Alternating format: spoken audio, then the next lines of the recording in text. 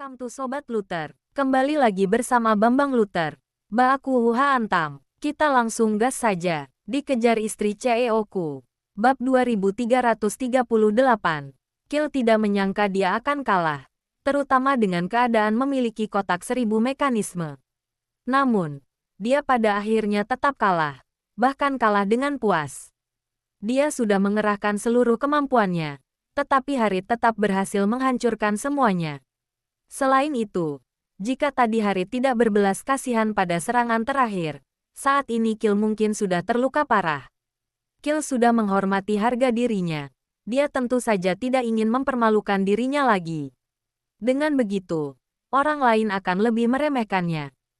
Melihat Kill yang mengaku kalah, Harit menghela napas panjang. Keningnya sudah penuh dengan keringat. Terlihat jelas kemenangan ini tidak mudah. Mantra cahaya emas, teknik halilintar, dan jimat magis. Harit bahkan sudah mengeluarkan ketiga teknik andalannya. Jika tidak memanfaatkan ledakan jimat magis 8 diagram, dia tidak akan bisa memecah kendali dan segera mendekati Kill. Jika pertarungan ini terus berlanjut, kemungkinan besar dia akan kalah. Senjata rahasia Sekte Talasi memang luar biasa. Hari ini aku akhirnya bisa melihatnya. Puji Harit dengan tulus. Senjata rahasia memang bagus, tapi hanya trik kecil. Nggak bisa dibandingkan dengan teknik Gunung Narima. Hari ini aku kalah dengan puas, kata Kill sambil memberi hormat, sebagai tanda hormat. Sebagai ahli peringkat ke-9 di peringkat jenius, Kill tentu saja memiliki kebanggaan tersendiri. Awalnya, dia berpikir dia bisa merebut posisi juara dengan kotak 1000 mekanisme. Sekarang dia menyadari itu hanya mimpi belaka. Harit hampir 10 tahun lebih muda darinya, tetapi kultivasi Harit malah jauh melampauinya. Saat ini, dia akhirnya menyadari selalu ada yang lebih hebat darinya. Aku juga hanya menang tipis saja, kata Harit. Kill menggelengkan kepala dan berkata sambil menghela napas, Tuan Harit nggak perlu merendah. Kalau bertarung sekali lagi, tetap aku yang akan kalah. Tuan Harit masih muda sudah punya kultivasi seperti ini. Masa depanmu pasti tak terhingga. Aku sangat menantikan penampilanmu selanjutnya. Aku pamit. Begitu mengatakan itu, Kill memberi hormat dan berbalik turun dari arena. Bisa kalah dari seorang jenius yang begitu luar biasa. Dia sama sekali tidak merasa malu. Pertandingan ke-9 selesai. Selamat atas kemenangan kandidat nomor 24, kata Nabel yang mengumumkan hasil pertandingan sebagai juri sambil diam-diam menghela napas lega. Bagus, pertarungan yang bagus. Jenius dari Gunung Narima yang langka ini memang hebat. Benar-benar nggak disangka.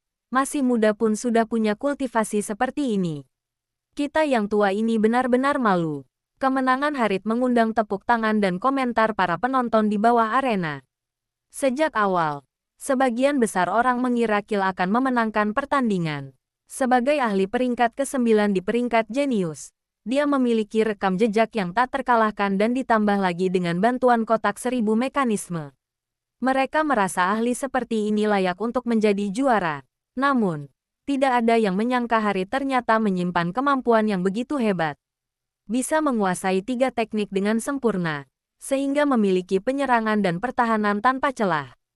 Setelah menahan serangan kotak 1000 mekanisme, Harit malah bisa melancarkan serangan balik dan menentukan kemenangannya.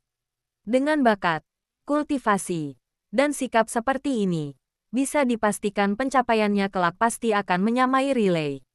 Saat ini, pendeta muda yang tidak genap 20 tahun ini menjadi kuda hitam terkuat dalam kompetisi ini. Anak muda, kerja bagus. Puji Nabel dengan volume suara kecil dan menunjukkan senyumannya yang jarang terlihat. Paman, kali ini aku benar-benar sudah mengerahkan seluruh kemampuanku. Kalau aku kalah di pertandingan selanjutnya, jangan salahkan aku, kata Harit sambil menguap dan kembali terlihat malas. Berusaha semampumu saja, kata Nabel sambil menganggukkan kepala. Harit bisa mengalahkan Kill secara langsung dan menunjukkan kekuatan yang luar biasa saja sudah cukup bagi Nabel. Dia tidak memaksa Harit harus memenangkan pertandingan. Bagaimanapun juga, anak ini masih terlalu muda, baru berusia 18 tahun. Jika mengasah kemampuannya 10 tahun lagi, Harit pasti akan jauh lebih hebat darinya. Paman, aku agak lelah. Aku pergi tidur dulu, kata Harith setelah memberi hormat pada Nabel dan turun dari arena sambil menguap. Pertarungan ini sudah pasti akan membuat namanya terkenal. Setelah pertandingan ke-9 berakhir, pertandingan memasuki waktu istirahat karena arena yang penuh dengan kerusakan harus diperbaiki. Namun, perbincangan para penonton di bawah arena terus berlanjut. Benar-benar nggak disangka, Harith ternyata punya kekuatan seperti ini. Gunung Narima ini sungguh luar biasa, kata Adam dengan kagum. Dia benar-benar tidak menyangka Harith akan menang. Menurutnya, Kill yang memiliki senjata suci dari Sekte Talasi sudah dipastikan akan menang. Hanya masalah waktu yang dibutuhkan saja. Namun, hasil akhirnya malah benar-benar di luar dugaan Adam. Tak disangka, Kill yang berada di peringkat ke-9 di peringkat jenius akan kalah dari seorang pendeta kecil yang baru saja terjun ke dunia persilatan. Siapapun akan sulit percaya dengan hal ini. Sepertinya mata Sasha lebih tajam, kata Greta dengan kagum. Saat tadi Adam yakin Kill akan menang, Missandei malah merasa Harith juga memiliki peluang. Tak disangka, perkataan Missandei benar-benar menjadi kenyataan. Hanya asal bicara saja. Sebenarnya, aku juga terkejut dengan hasil ini, kata Missandei sambil tersenyum. Missandei menduga Harith akan menang karena dia berpikir Gunung Narima tidak mungkin mengutus orang yang lemah untuk partisipasi dalam kompetisi, sehingga dia merasa Harith memiliki peluang. Namun, saat Kill mengeluarkan kotak 1000 mekanisme, pandangannya mulai goyah. Tak disangka, situasinya akhirnya berubah dan malahan Harith yang memenangkan pertandingan. Greta berkata dengan semangat, sekarang Kill sudah kalah. Pertandingan selanjutnya pasti akan lebih seru. Aku benar-benar penasaran siapa yang akan menjadi pemenang terakhir dalam kompetisi bela diri kali ini. Bab 2339. Waktu perlahan-lahan berlalu. Pertandingan terus berlanjut. Tak disadari, setengah hari pun berlalu dan arena yang terus diperbaiki berulang-ulang menjadi saksi pertarungan yang sengit. Pada akhirnya, daftar 16 besar pun resmi diumumkan. Bagi ahli yang menempati posisi atas di peringkat langit seperti Hasta, Charlotte, dan Adam, pertandingan berlangsung dengan tanpa hambatan dan langsung menang selama mereka tidak saling bertemu. Terutama lawannya Hasta yang memilih langsung menyerah tanpa bertanding. Semua orang tahu ahli pedang memiliki daya hancur yang sangat besar. Apalagi Hasta yang merupakan peringkat pertama di peringkat jenius dan saat ini kultivasinya sudah mencapai tingkat Grandmaster. Hanya dengan satu tebasan pedang saja, dia sudah bisa membunuh seorang ahli tingkat master biasa. Jika tidak mengaku kalah, kemungkinan besar nyawa lawannya akan terancam. Kandidat yang mendapatkan Hasta sebagai lawannya hanya bisa merasa diri mereka kurang beruntung. Dalam pertandingan di arena, terkadang keberuntungan lebih penting daripada kekuatan. Selain tiga tokoh ini, tentu saja masih ada dua ahli dari peringkat jenius juga yang masuk ke 16 besar yaitu Wolfie yang berada di peringkat ke-8 dan Raffin yang berada di peringkat ke-10. Wolfie yang ahli dalam pedang langsung menyelesaikan pertandingannya dalam 3 serangan. Sementara itu, Raffin yang ahli dalam berbagai sihir juga mengalahkan lawannya dengan mudah. Ditambah dengan Luther, berarti ada 6 ahli dari peringkat jenius yang masuk ke dalam 16 besar. Jika Kill tidak kalah dari Harith secara tak terduga, mungkin masih ada satu ahli lagi. Sementara itu, 10 kandidat lainnya berasal dari sekte besar atau ahli yang sudah terkenal. Kebanyakan dari mereka memiliki bakat yang luar biasa dan yang paling mencolok adalah Eddie dan Giorgio. Setelah 16 besar terpilih, kompetisi memasuki tahap istirahat. Banyak sekte besar yang memanfaatkan waktu ini untuk merekrut para talenta. Terutama Luther yang penampilannya luar biasa mendapatkan tawaran dari 3 sekte besar. Luther tidak menyetujuinya ataupun menolak rekrutan dari ketiga sekte besar itu, melainkan bersikap netral. Dia memiliki hubungan baik dengan ketiga sekte besar itu, sehingga menolak salah satunya bukan pilihan yang bijak. Oleh karena itu, dia bersikap seolah-olah tidak terjadi apa-apa dan menghindar setelah pertandingan selesai. Soal apa yang akan terjadi selanjutnya, dia tidak peduli. Setelah istirahat sejenak, semuanya kembali ke acara pengundian lagi. Hari ini, 8 besar akan diputuskan, sehingga para kandidat harus bertanding satu ronde lagi. Pertandingan dari 16 besar menjadi 8 besar biasanya lebih sengit dan ganas. Silakan para kandidat 16 besar naik ke arena untuk melakukan pengundian, teriak Nabel. Lalu para kandidat yang tadi sudah memenangkan pertandingan pun naik ke arena. Aturan pengundian sama seperti sebelumnya, yaitu secara acak dan lawannya dipilih dari urutan terbalik. Kandidat nomor 1 melawan nomor 16, nomor 2 melawan nomor 15, nomor 3 melawan nomor 14, dan seterusnya. Luther kebetulan kembali mendapatkan nomor 8, pertandingan terakhir, dan akan melawan kandidat nomor 9. Dalam pengundian kali ini, semua orang bersikap misterius dan tidak menunjukkan nomor yang mereka dapat. Bagaimanapun juga, dari 16 kandidat ini, tidak ada satupun yang lemah. Jika nomor yang didapat terungkap, para kandidat itu akan mudah menjadi target. Sebaliknya, jika mereka mengetahui identitas lawan, situasinya akan berbeda karena mereka bisa menyusun rencana terlebih dahulu untuk memaksimalkan peluang menang. Setelah pengundian selesai, semua orang mulai mencari informasi secara diam-diam untuk mempersiapkan kandidat dari sekte mereka. Soal bisa mendapatkan berapa banyak informasi, itu tergantung pada kemampuan masing-masing. Pengundian sudah selesai. Para kandidat silakan segera mempersiapkan diri karena pertandingan akan segera dimulai. Peringatan Nabel dengan segera setelah pengundian berakhir. Waktu istirahat hanya tersisa kurang dari 30 menit. Kak Adam, kamu dapat nomor berapa? Tanya Roselia pada Adam yang baru kembali ke tempat duduk. Sialnya, aku dapat nomor 1, kata Adam sambil tersenyum. Roselia mengernyitkan alis dan berbisik. Nomor 1. Berarti pertandingan pertama. Aku akan segera mengirim orang untuk mencari tahu siapa lawanmu. Adam menggelengkan kepala. Nggak perlu repot. Siapapun lawannya nggak masalah. Nggak perlu mengandalkan trik kecil. Kita harus tetap bergantung pada kemampuan sendiri untuk menang. Kalau nggak, semua persiapan hanya omong kosong. Dengan kepercayaan dirinya, Adam sama sekali tidak peduli dengan identitas lawannya. Meskipun harus menghadapi Hasta, dia juga tetap akan bertarung karena tujuannya adalah meraih juara. Untuk meraih juara, dia harus mengalahkan semua lawan yang kuat. Betul juga, setelah menganggukkan kepala, Roselia mengalihkan pandangannya pada Luther. Dr. Luther, bagaimana denganmu? Sama seperti sebelumnya. Aku dapat nomor 8. Jawab Luther dengan jujur. Maksudku, apa perlu aku membantumu mencari informasi? Kata Roselia. Nggak perlu. Semuanya tergantung pada takdir saja. Balas Luther sambil tersenyum dengan tenang. Baiklah, selama nggak bertemu dengan ahli di peringkat jenius, masuk 8 besar harusnya bukan masalah dengan kekuatanmu ini, kata Roselia sambil menganggukkan kepala. Roselia sudah melihat bagaimana Luther menghabisi ras vampir itu sebelumnya, sehingga dia tahu betul kemampuan Luther. Asalkan beruntung, Luther pasti bisa masuk 8 besar. Apa yang akan terjadi selanjutnya benar-benar tergantung pada takdir. Waktu istirahat 30 menit segera berlalu dan kembali terdengar suara Nabel. Waktunya habis. Pertandingan pertama akan segera dimulai. Sekarang, kandidat nomor 1 dan nomor 16 silakan naik ke arena. Begitu mendengar perkataan itu, Adam tidak menunda-nunda. Dia langsung berdiri dan naik ke atas arena.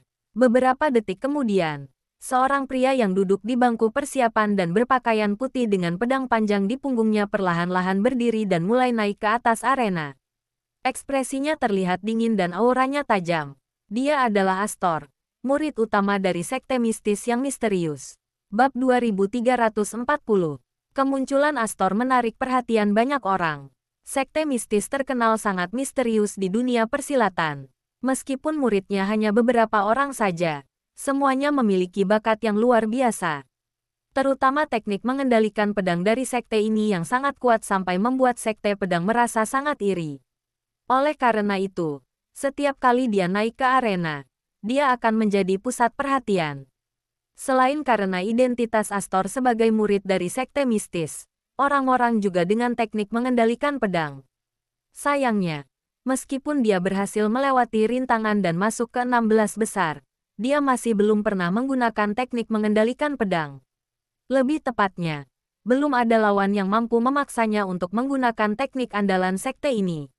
Namun, sekarang situasinya berbeda karena Astor akan menghadapi Adam dari organisasi mondial yang merupakan ahli peringkat kelima di perangkat jenius. Menghadapi lawan yang kuat seperti ini, jelas dia nggak bisa menyembunyikan kemampuannya. Keduanya pun berdiri di atas arena dan saling memberi hormat.